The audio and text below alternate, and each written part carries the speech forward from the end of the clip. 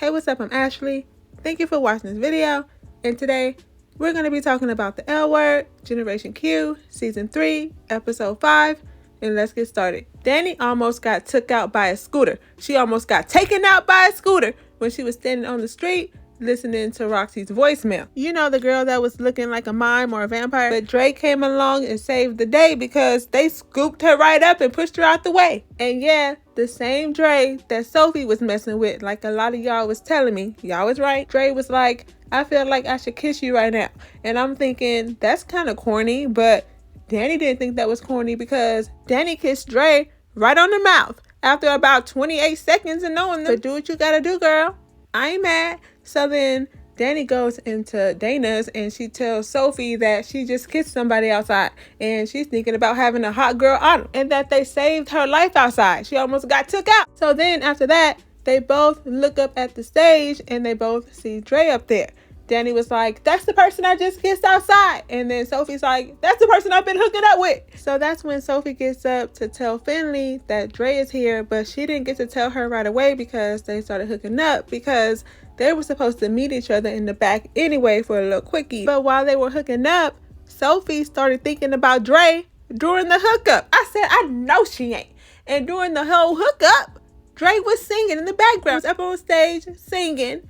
So the music was playing. Dre's voice was in Sophie's ear. And Dre was also in Sophie's head because she couldn't stop thinking about it. And the fact that she just told Finley that the only reason why she did it in the first place is because she was lonely. And that they only slept together once, which seems like a lie because she kind of hesitated. But that they hung out twice. But she told Dre that she couldn't continue things because she's in love with Finley. I don't trust Sophie. Because then later on that night, she told Danny that her and Dre spent the weekend together. How come you didn't say that to Finley? Huh?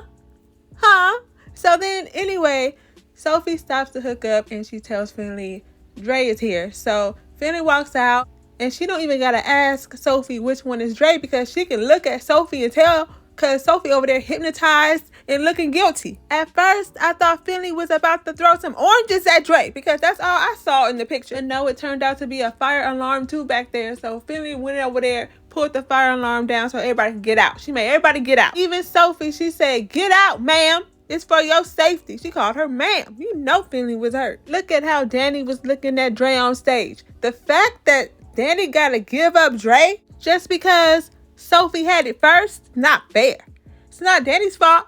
Sophie be out there thotting and bopping.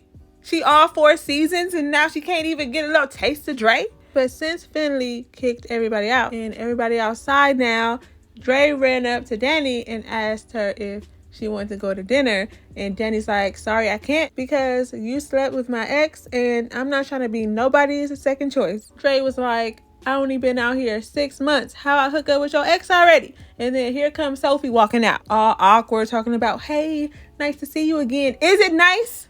Would Sophie like to hear that it's nice? Dre doesn't even seem to care about Sophie. Dre is all about Danny. They was still trying when Danny got in the car. They was like, so that's it?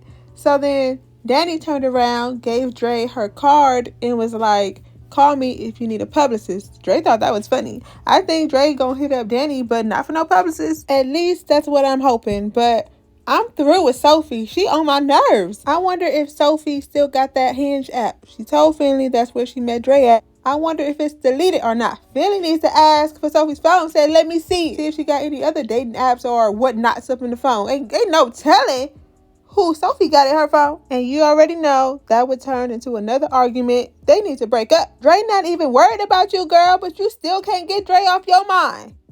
Goodbye. Let me know what you think about this whole Danny, Sophie, Dre, and Finley situation. So since Finley and Tess both had a bad day, they decide that they need to go to a meeting. We already said what Finley went through, and we know Tess just got cheated on, and we had to sit through this mess of a breakup. This was so dumb. So they're in the house and there's a bee inside of the house. Tess is freaking out. She's like, get it out, get this bee out the house. That reaction was so childish and unnecessary. Even Shane said, are you allergic? So that's what Shane does. She catches the bee, she lets it free outside. Then both Tess and Shane end up stuck outside on the balcony because she didn't want the bee to fly back inside of the house. What are the odds of that? And so when she closes the sliding door, it's locked. So why don't you know your house? How come you don't know that if you close the door from outside, it automatically locks from outside? How come you don't know that? So that forces them to stay outside for hours and hours and talk about why is Shane a cheater? Does she need therapy, and do she want to go to therapy? Basically ending in a breakup. Finley came by the house because she's been calling them with no answer. So she's the one who ended up opening the sliding door, freeing them from the balcony and themselves. When they got back in the house, Shane said, I'm going to pack up my stuff and I'm taking the dog. Now, how do y'all feel about this breakup? So then Shane ended up sleeping over at Alice's house that night. She was supposed to meet up with Alice earlier that day at the movies, but she couldn't because she got stuck on that balcony. So that's why Alice was at the movies. She was supposed to be there with Shane, but while she's there waiting for Shane, not knowing that Shane's not about to show up, she sees Taylor. I finally remembered her name, y'all. Taylor was over there on a date with some other woman. Alice ended up asking the stranger if she thought that they were on a date or if they're cousins, but when they started kissing, she got up, she went over there and she was like, how could you do this to me? You told me you was gonna be at work. And then here goes, I'm insecure Taylor, you're a celebrity, I'm just a regular person, blah blah blah. I'm tired of her saying that. Alice should be too. And Alice is like, I thought we were dating. And she's all like, yeah, we're dating and we date other people. First of all, shut up. Shut up, shut up, shut up. I don't like you. And I already told you the first time I saw you, I didn't like you. And you proving me right. Alice needs to go on ahead and let her go. Let her go. And Alice just left after that. She said, enjoy your movie. But first of all, now you're on everybody's phone. Everybody in the movies was recording you, girl. Everybody know your business now. So like I said earlier, Shane ended up at her house because of that whole test thing, and she ended up sleeping over Alice's house with her dog, and they was talking about, you know, what kind of day they done had. And then that's when Alice asked Shane if she wanted to be the little spoon, and Shane was like, nobody's ever asked me that before. I like that part. I thought that part was cute. I thought Taylor was about to be Alice's love interest for the rest of the season, but I was wrong, and that's fine because I don't like Taylor anyway. And just real quick, Angie's roommate had a condom stuck up there, and Angie had to help her get it out. Now is the next episode going to be you thinking you're pregnant or what? And then Angie's professor asked her to go away with him. Go away with him where? Where they going? Where Angie thinks she going? She got school. I'm tired of this show because where Angie thinks she going? She waited a while to text him back and tell him, yeah, I'll go. But then she actually said, yeah, I'll go. Where are you thinking about going? Then Micah and Maribel was trying to design a baby. They was having a hard time trying to design a baby. Micah didn't want to. Maribel was all about it. But then after they put all the little traits together and whatnot, they had no results. So they had to start all over. How fun is that? How interesting is that? Y'all interested?